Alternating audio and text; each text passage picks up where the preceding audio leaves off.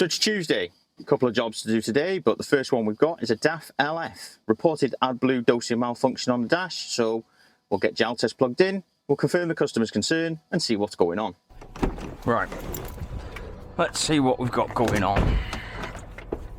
What we got in here. Let's get the ignition on. What have we got?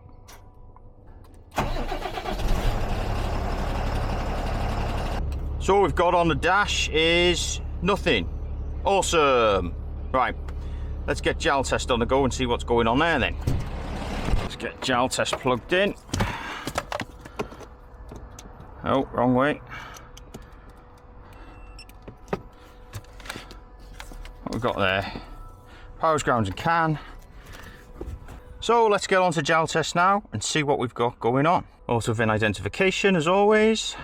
And straight into LF, as you can see, Euro 6, and all I care about here is engine. So ECS DC6, DC, DAF Cummins, fault code reading, and we've got coolant level low, AdBlue metering, unadjusted component, AdBlue metering valve, operation failure. That's a 31, that's a 31, so they're irrelevant. I'd say it's that one, but we definitely need to sort out the coolant level issue. We'll just have a look at the coolant level. Oh, bit of pressure there. What's this look like? Full. So is it an electrical fault? So I spoke to the customer about this AdBlue fault. He's relayed the information to me from the driver that it came on once and went off straight away. Now, is this an issue with wiring? Is the fault active now? No, the driver went on with the rest of his day and it didn't come back on. I think what we're going to do for now, seeing as I don't know when was the last time this was cleared down basically from whether they've had the coolant out of it or whether it's got a leak, etc. So I think we'll clear all the faults out of it.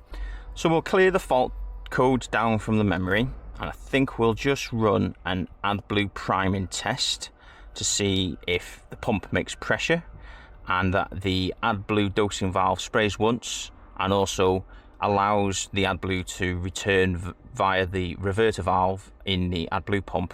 So we'll jump into system checks and then we'll go AdBlue metering and then we'll go prime the AdBlue system. We'll just see if it primes up all right. Right, the system's filling now. As you can see, it's active. We'll just wander around the other side of the truck and have a listen.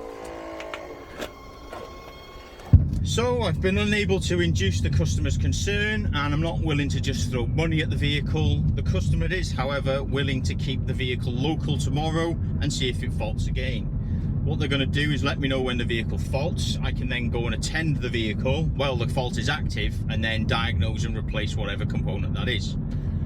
Watch this space.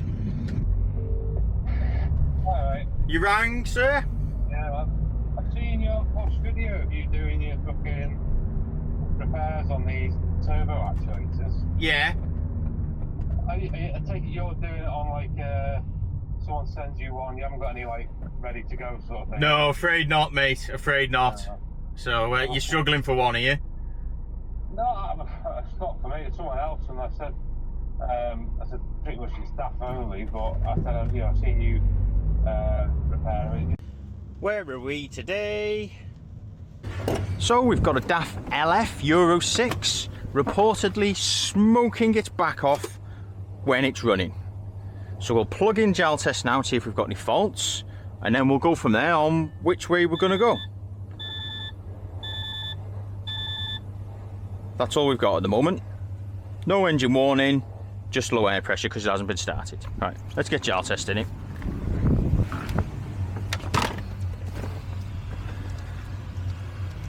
What have we got on gel test today? Oh. Let's have a look.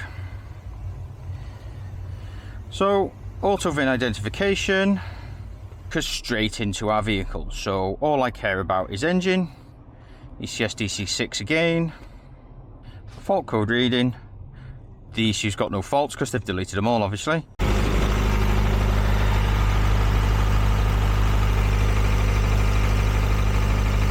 Bikes I put on, well, I've changed the ends on them. Yeah. If they said modification kit, don't we? Yeah, they're a different size, aren't they? It's not snuff, is it? No, I thought it was, but no, it's not. It's close though, isn't it? But yeah, all right. We'll let it warm up now. We'll leave it quarter of an hour or 20 minutes. We'll let it do something. Yeah. Try and induce the concern. We'll go and do the idle speed shutdown or other thing.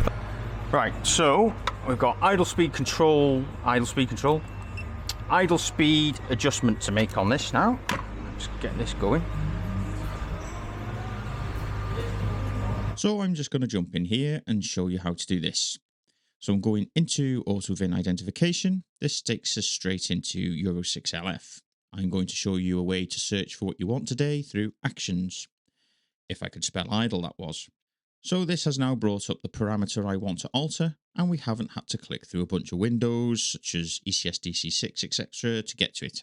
Couple of disclaimers here to agree to, and even though I can't turn it off like I could have done if I'd have brought Insight or CalTurn with me, I can at least give him an hour and 30 minutes of idle time, which will be more than enough for him. We can then write this to the ECU, and it displays our new value here. Now, if I wanted to do this the other way, which is the usual way I do things, we'd have gone through ECU name, which is ECS DC6, then into parameters and modify parameters.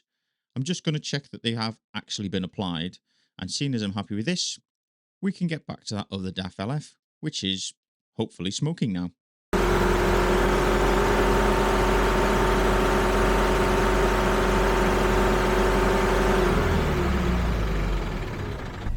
Well, so much for that LF smoking. It would appear that it doesn't want to smoke for me. Typical that. But at least we managed to do the idle speed shutdown for them. Now they've put this tilt and slide bed on there. So that was something Texa wouldn't do for them, but we've managed to do that. So, right. What's the next job?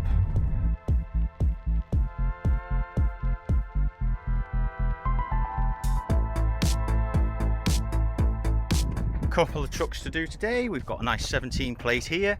This one needs mechanical malfunction, I think he said. Then we've got a 16 plate here, so this is Euro 6. Not that it looks like a Euro 6, looking at the grille and the spoiler at the top there. But Euro 6, that's got engine warning, going up a hill. We all know what that is. This has been recovered in. This one here, what's wrong with it?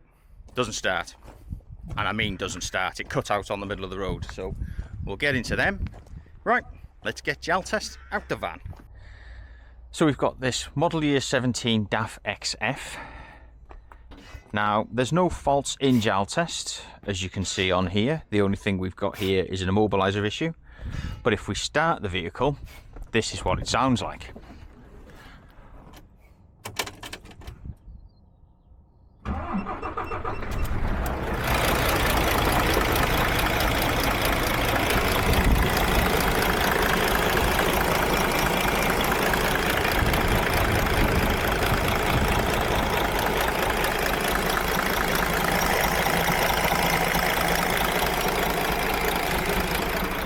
Give it a rev.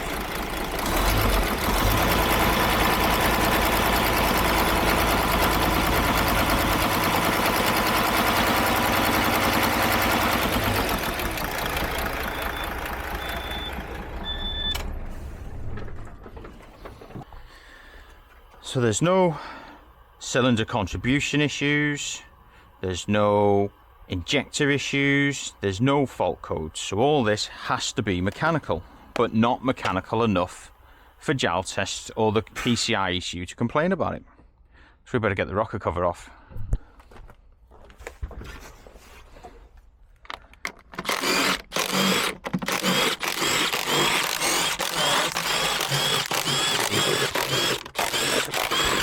One bit sick. We'll see if we can see anything mechanical now. So he has got Jake's.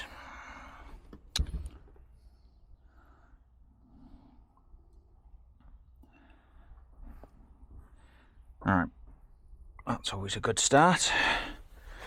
Bits in the rocker cover. So we've got our inlet and exhaust push rods. Then we have one exhaust brake solenoid here and another exhaust brake solenoid here that does 1 to 3. Now what I have noticed is bits in the engine, specifically this part here. Now what do we think that could be off? So that's one piece we found. What else can we find in here?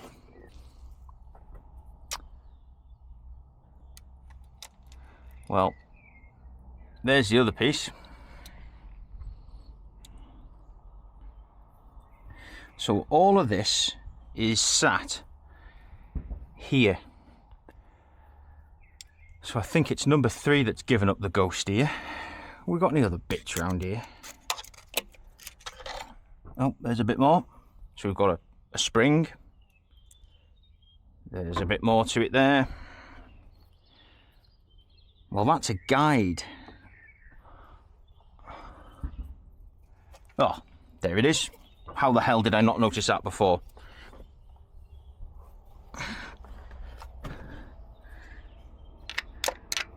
So it snapped the pedestal for the exhaust valve on number 3. Well, these are the bits that have broken off in the engine. The big question is, where do you think they go? Well, for a start, we've got some spares. It always pays to have spares, doesn't it? So this is off this part here, which is the exhaust brake. That's going to have to be changed. This piece here, as you can see, there's a groove in it. Well, that is off this piece here. Now, what's happened there is that snapped off. This should slide on there. What we've got is this is now currently sat like this, still pushing on the valve, which is why we've got no faults in the ECU. But mechanically, you can hear the fault. So the next job now is get this post out of here, get a new one from DAF, which will be tomorrow or something, so I won't be doing that unfortunately. But then we'll be coming back then to change the rocker shaft, which is here, and set the valve clearances and the exhaust brake valve clearances as well. So that's this job identified for him. That's it for now. Job for the weekend for Andrew.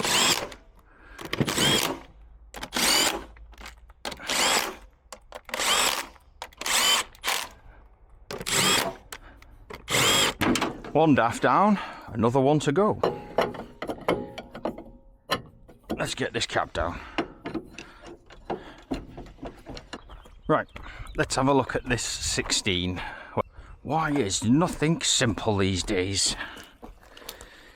Right, this chuck will do.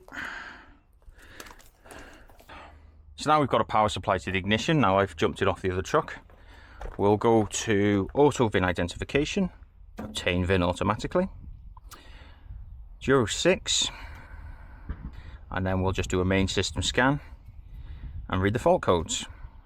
What this will do now is interpret all the faults and ECUs into a CAN topology, which will then display our vehicle CAN networks and all the ECUs associated with the vehicle, and then also allow us to then see what we have, which are active faults, inactive faults, and ECUs with no errors. With our system scan now complete, we can see that we don't have any faults on some systems, and we certainly don't have anything with active fault codes, which is annoying. Now we can take this into a list view here. So we've got this big long list of faults in the engine ECU here. Where do we start? Well, what we'll start with is the faults that have occurred the most. 58 cases of engine protection function. I know it's inactive now. 6 instances of magnetic valve unit pump, valid data but above normal operating range, and pressure control of the injection rail, valid data but below normal operating range. So if I was to hazard a guess of what's been going on, I could most probably say the driver's been going up a hill or under load. The truck has been asking for 100% fuel delivery, And due to the worn fuel system, either injectors or fuel pressure control valve, would then be leaking off quantities of fuel back to the fuel tank, which would then cause the unit pumps to overwork past their normal capacity, thus bringing the engine protection warning light on, and thus the truck cutting back going up a hill. Obviously, as the truck reaches the top of the hill, this then lessens the load on the engine, which then brings off engine warning and the red warning on the dash, and then the truck resumes back to its normal operating state. So we'll just carry out a fuel leak off test, or as it's known, a fuel health test. So we'll go into system checks, into high pressure circuit, return on the fuel injectors. We don't care about the jugs, we just want to confirm my possible diagnostics. So we'll just go all cylinders working. Now I've run the truck up now, we're at 37 degrees, so that should be enough. So we'll just start this fuel leak off test. Start the engine.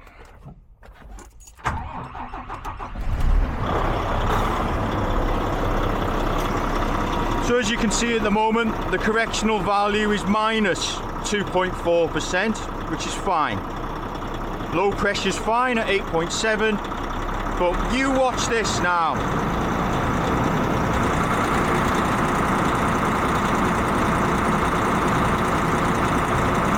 33%, 36%.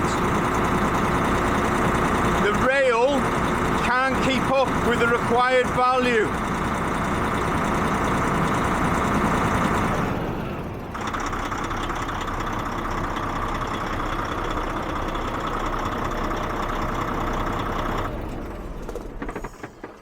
So what this means is either the fuel pressure control valve is faulty or the fuel injectors are leaking off more than they should be.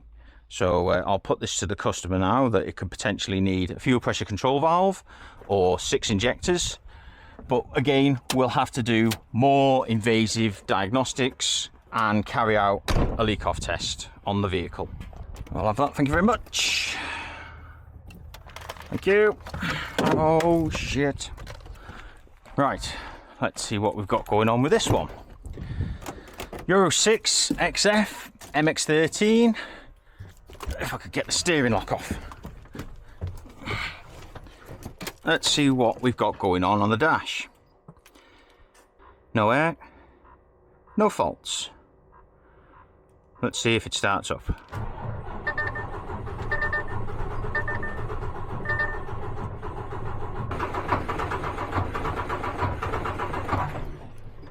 Well, that's not good, is it? That's not good at all. We'll plug the computer in, I think, because that ain't going anywhere. That's like stopping as you're turning it over. Oh, XFs. XFs. Let's have a look what we've got going on here. What's the header tank look like? My God.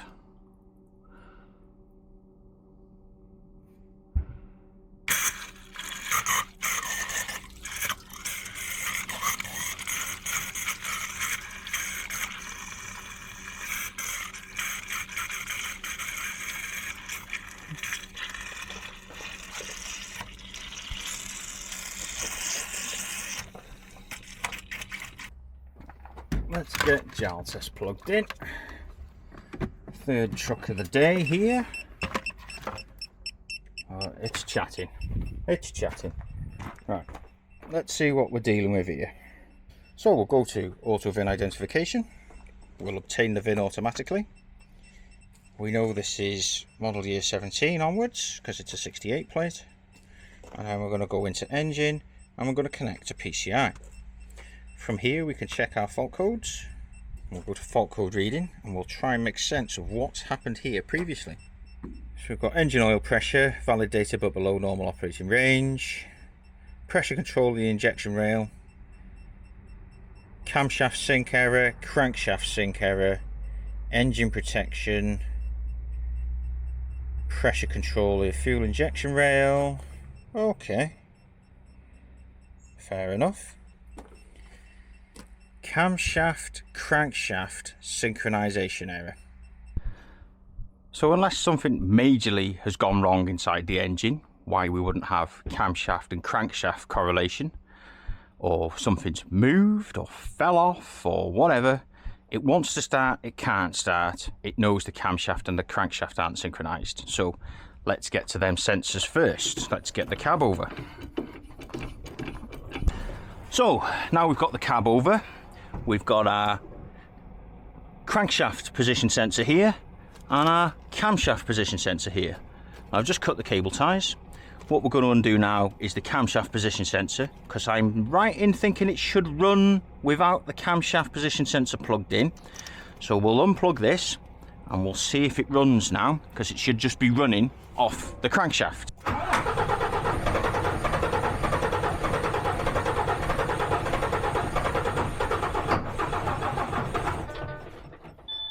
Something funny going on in this engine. So the question is, camshaft crankshaft correlation position error, what do you think it is? Drop it in the comments, let me know, and maybe we can revisit this next week. Oh, video a week at the moment? What's going on? You know the drill. Comment down below what you thought of the video. Drop us a like because it really helps. Subscribe if you're not, and I'll see you in the next one.